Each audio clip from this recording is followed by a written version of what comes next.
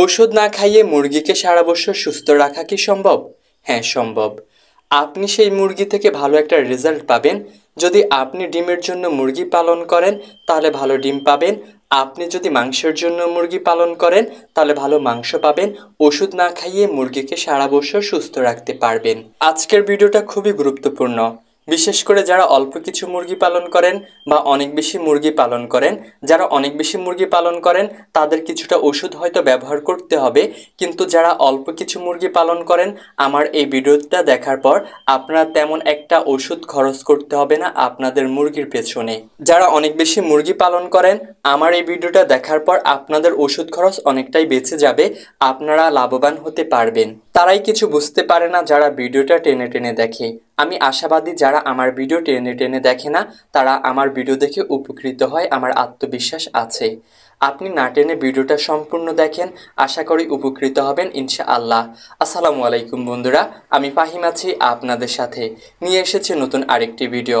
আজকের ভিডিওর আলোচ্য বিষয় হচ্ছে আপনারা ওষুধ না খাইয়ে আপনাদের মুরগিকে কীভাবে সারা বছর সুস্থ রাখবেন।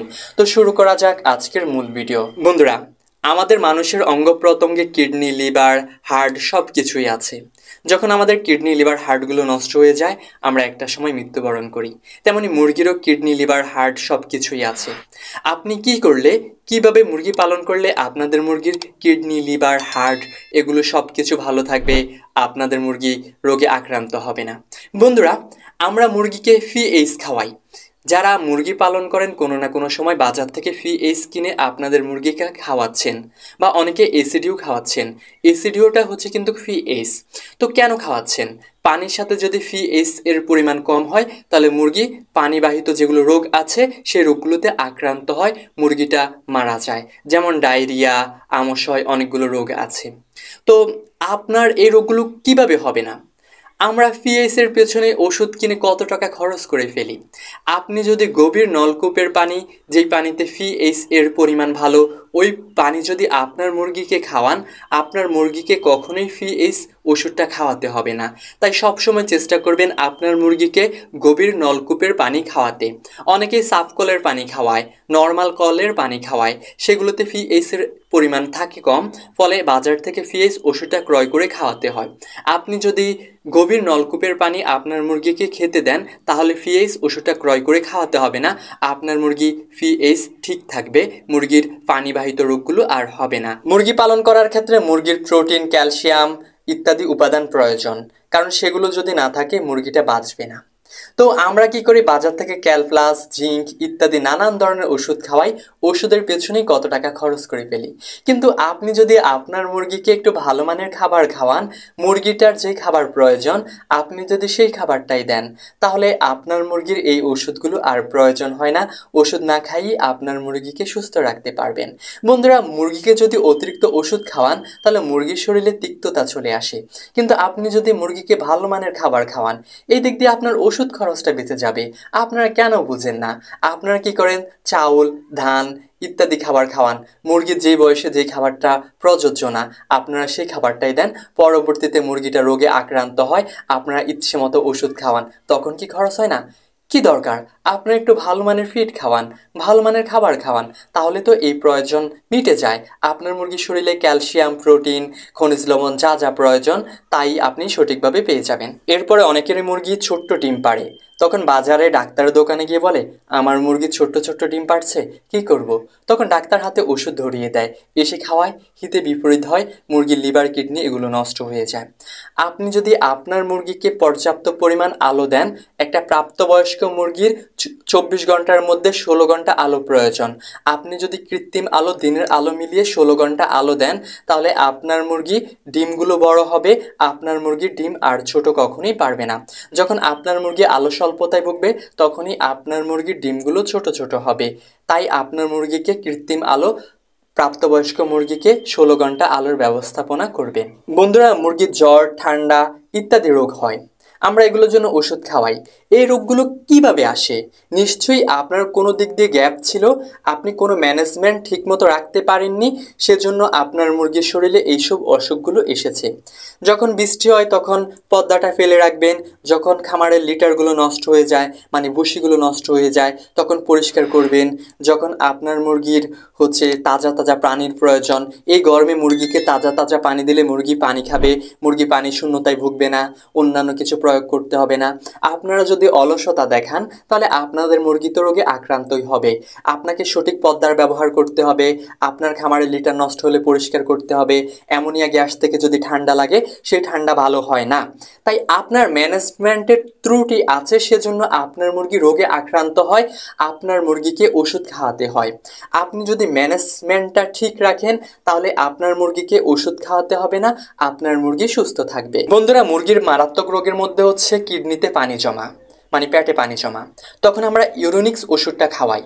কিন্তু আপনি যদি পদ্মার ব্যবহারটা ভালোভাবে জানেন তখন আপনার মুরগির ফ্যাটে পানি জমবে না, আপনার মুরগির লিটারগুলো নষ্ট হয়ে গিয়েছে। আপনি যদি পদ্মাটা ফেলে রাখেন তাহলে আপনার মুরগির কিডনিতে সমস্যা হবে, কিডনিতে পানি জমে যাবে। তাই যখন অতিরিক্ত গরম পড়বে পদ্মা ফেলে রাখা যাবে না, লিটার নষ্ট হয়ে গেলে লিটার আপনার পরিবর্তন করতে হবে এবং কি পদ্মা ফেলে রাখা যাবে না। আপনার মুরগির লিভারও ভালো থাকবে, কিডনিও ভালো থাকবে। আপনার ইউরোনিক্স, র্যাস্টোলিভ এসব ওষুধ ক্রয় করে আপনার মুরগিকে খাওয়াতে হবে না, আপনার মুরগি স্ট্রং থাকবে, ভালো থাকবে, আপনার মুরগির পেটে আর পানি জমবে না। যদি আপনি পদ্মার ব্যবহারটা ভালোভাবে জানেন আর আপনার মুরগিটা যে জায়গায় থাকছে, যে জায়গায় ঘোরাফেরা করছে ওই জায়গাটা সম্পূর্ণরূপে যদি ভালো হয়। এরপরে আমরা ভাইরাসজনিত রোগের জন্য মুরগিকে ভ্যাকসিন করে থাকি। ভ্যাকসিনটা কিন্তু ওষুধ না, মুরগির শরীরে ভাইরাসজনিত রোগগুলো যেন না আসে সেজন্য ভ্যাকসিন করি, কারণ ভাইরাসজনিত রোগের কোনো ওষুধ নেই। আপনি যদি আপনার খামারটা পরিষ্কার পরিচ্ছন্ন রাখেন, আপনার বায়োসিকিউরিটি যদি উন্নত মানের হয়, আপনার মুরগির শরীরে ভাইরাসজনিত রোগ কখনোই আসবে না, আপনার মুরগি সুস্থ থাকবে, ভালো থাকবে, আপনার মুরগিকে ভ্যাকসিনও করাতে হবে না। আমি আমার অনেক মুরগিকে ভ্যাকসিন করাই না, যেগুলো মাংসের জন্য পালন করি, কারণ আমার বায়োসিকিউরিটিটা আমার আগের ভিডিওতে দেখেছেন আমি কিভাবে খামার পরিষ্কার পরিচ্ছন্ন রাখি, আমার খাবার পাত্র, পানির পাত্র কতটা পরিষ্কার পরিচ্ছন্ন, একটু নিচে গেলে ভিডিওটা দেখতে পাবেন। তো আপনারা যদি আপনাদের মুরগির খাবার পাত্র, পানির পাত্র এগুলো পরিষ্কার পরিচ্ছন্ন রাখেন, তারপরে আপনাদের মুরগির যে ডায়রিয়া, তারপর কলেরা এসব রোগ হয় কই থেকে? খাবার পাত্র, পানির পাত্র থেকে। আপনার খাবার পাত্র, পানির পাত্র যদি পরিষ্কার পরিচ্ছন্ন না থাকে তাহলে ডায়রিয়া, কলেরা এই রোগগুলো হবে আপনার মুরগির, বা পানিটা যদি ভালো মানের না হয় তাহলে আপনার মুরগির কলেরা রোগটা হবে। তাই পরিষ্কার খাবার পাত্রে খাবার দেবেন, পরিষ্কার পানির পাত্রে পানি দেবেন। এই যে আপনাদের মুরগি ঝিমায়, চুনা পায়খানা করে, সেটা কি থেকে করে? যেখানে আপনার মুরগিটা থাকছে সেখানে একটা সময় প্যাথোজেন জন্মায়, তারপরে মুরগির চুনা পায়খানাটা শুরু হয়ে যায়। আসলে চুনা পায়খানার মেন নাম হচ্ছে ডায়রিয়া, সাদা ডায়রিয়া, যার ইংলিশে হচ্ছে হোয়াইট ব্যাসিলিটি ডায়রিয়া। তো আপনার মুরগিটা যদি পরিষ্কার পরিচ্ছন্ন জায়গায় থাকে, পরিষ্কার পরিচ্ছন্ন পানি খায়, তাহলে কখনোই চুনা পায়খানা হবে না, আপনার মুরগিটা ঝিমাবে না, জীবাণু রোগে আক্রান্ত হবে না। তো এটা অনেকেরই জানে না, ধারণা নেই। মুরগি যখন চুনা পায়খানা করে আমরা রেনামাইসিন বা ইরোকড এই ওষুধগুলো খাওয়াই।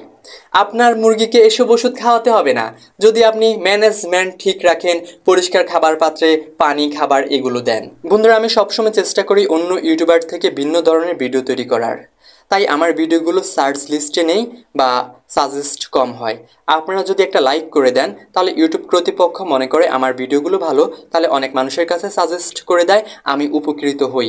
আপনারা যদি আমার ভিডিওটা দেখে উপকৃত হন তাহলে আপনারা একটা লাইক করে দেন, আমাকেও উপকৃত করেন। আর প্লিজ স্বপ্নের কৃষি ইউটিউব চ্যানেলটি সাবস্ক্রাইব করবেন যারা স্বপ্নের কৃষি ইউটিউব চ্যানেলের নতুন সদস্য, আর যারা ইতিমধ্যেই সাবস্ক্রাইব করেছেন তাদের প্রতি কৃতজ্ঞ।